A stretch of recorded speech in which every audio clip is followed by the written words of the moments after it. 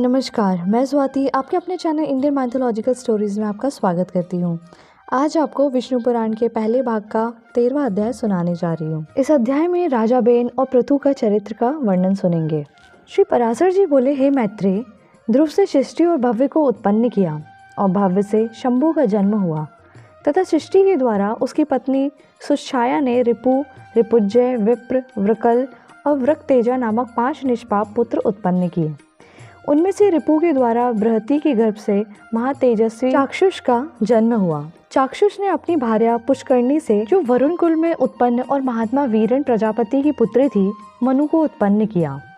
तपस्वी में श्रेष्ठ मनु से वैराज प्रजापति की पुत्री नडवाला के कुरु, पुरु, शतद्युम्र, तपस्वी, सत्वान, शुचि, अग्निष्टोम, अतिरात्र तथा नवा, सुद्युम्र और 10वां अभिमन्यु, इन महातेजस्वी पुत्रों का जन्म हुआ।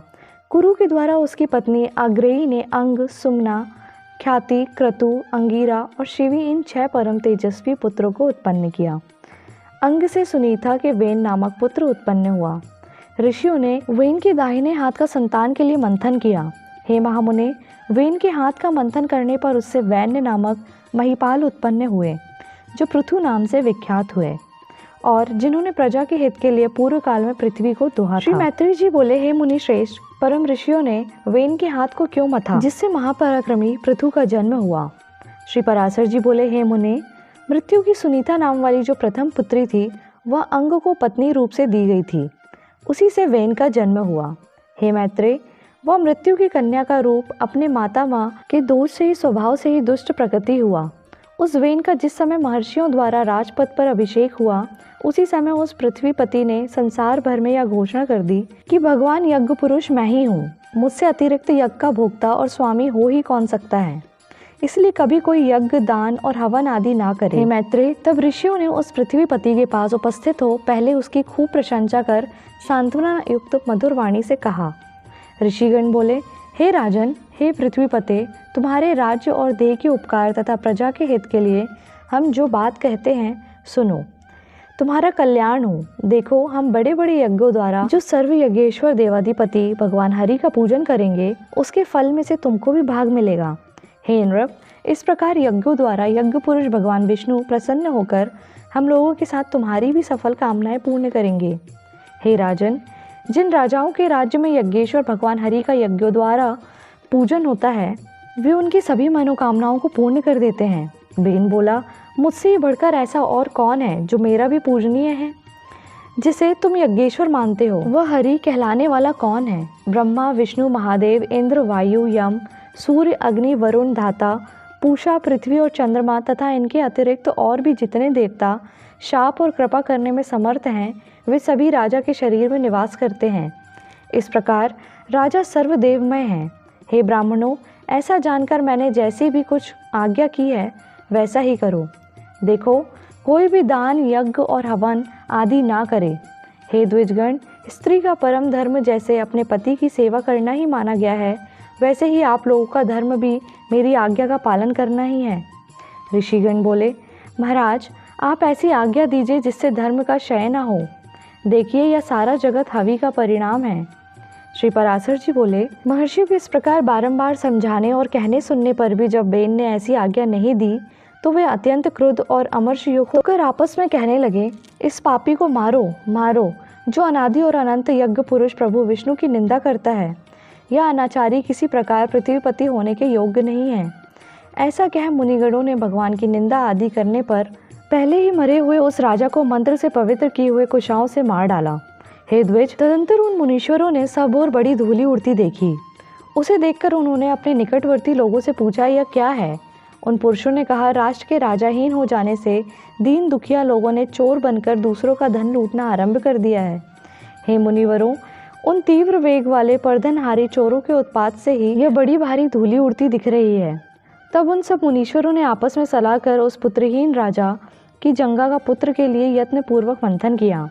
उसकी जंगा के मतने पर उससे एक पुरुष उत्पन्न हुआ, जो जले टूट के समान काला, अत्यंत नाटा और छोटे मुख वाला था। उसने अति आतुर होकर उन सब ब्राह्मणों से कहा, मैं क्या करूं? उन्होंने कहा, निशीत, अतः वह निषाद कहलाया। इसलिए हे मुनि शार्दुल, उससे उत्पन्न हुए लोग विंध्याचल निवासी पाप परायण निषादगण हुए। उस निषाद रूप द्वार से राजा बेन का संपूर्ण पाप निकल गया। अतः निषादगण बेन के पापों का नाश करने वाले हुए। फिर उन ब्राह्मणों ने उसके दाएं हाथ का मंथन किया। उसका मंथन करने से परम प्रतापी वेन सुवर्ण पृथु प्रकट हुए, जो अपने शरीर से प्रज्वलित अग्नि के समान देदीप्यमान थे। इसी समय आजगव नामक आद्य शिव धनुष और दिव्य वाण तथा कवच आकाश से गिरे। उनके उत्पन्न होने से सभी जीवों को अति आनंद हुआ और केवल सतपुत्र के ही जन्म लेने से वेन भी स्वर्गलोक को चला गया। इस प्रकार महात्मा पुत्र के कारण ही उनकी पुम अर्थात नरक से रक्षा हुई।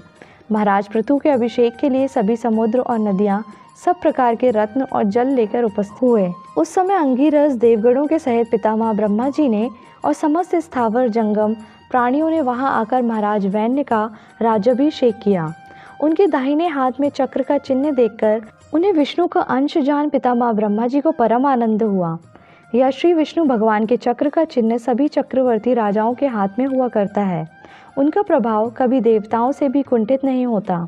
इस प्रकार महातेजस्वी और परम प्रतापी वेन पुत्र धर्मकुशल महानुभावों द्वारा विधि पूर्वक अति महान राजराजेश्वर पद पर अभिषिक्त हुए। जिस प्रजा को पिता ने अपरक्त किया था उसी को उन्होंने अनुरंजित किया, इसलिए अनुरंजन करने से उनका नाम राजा हुआ।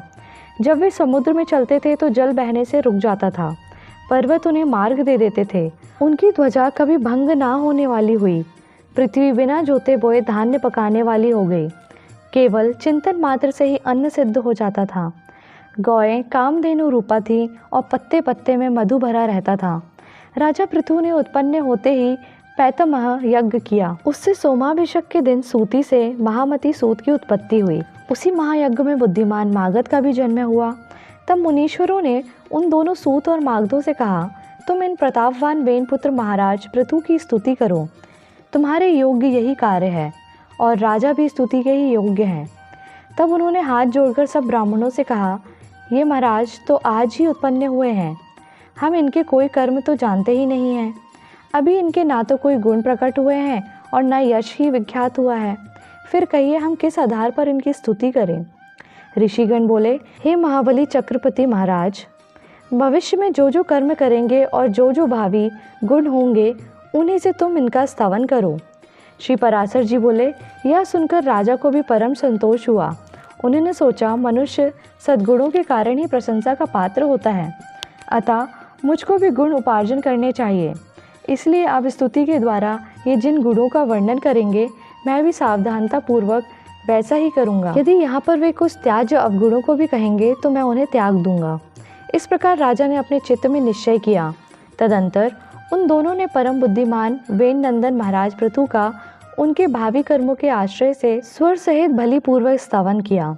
ये महाराज सत्यवादी, दानशील, सत्य मर्यादा वाले, लज्जाशील, सुहृद, समाशील, पराक्रमी और दुष्टों को दमन करने वाले हैं।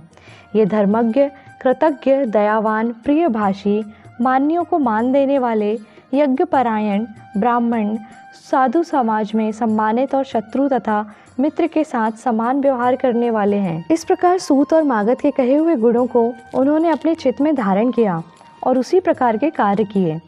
तब उन पृथ्वीपति ने पृथ्वी का पालन करते हुए बड़ी बड़ी दक्षिणाओं वाले महान यज्ञ किए।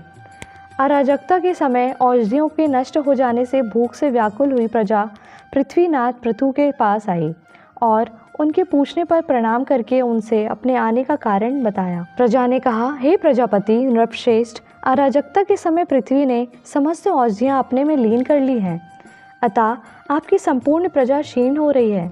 विधाता ने आपको हमारा जीवनदायक प्रजापति बनाया है, अतः शुद्ध रूप महारोग से पीड़ित हम प्रजाजनों को आप जीवन रूप औषधि दीजिए।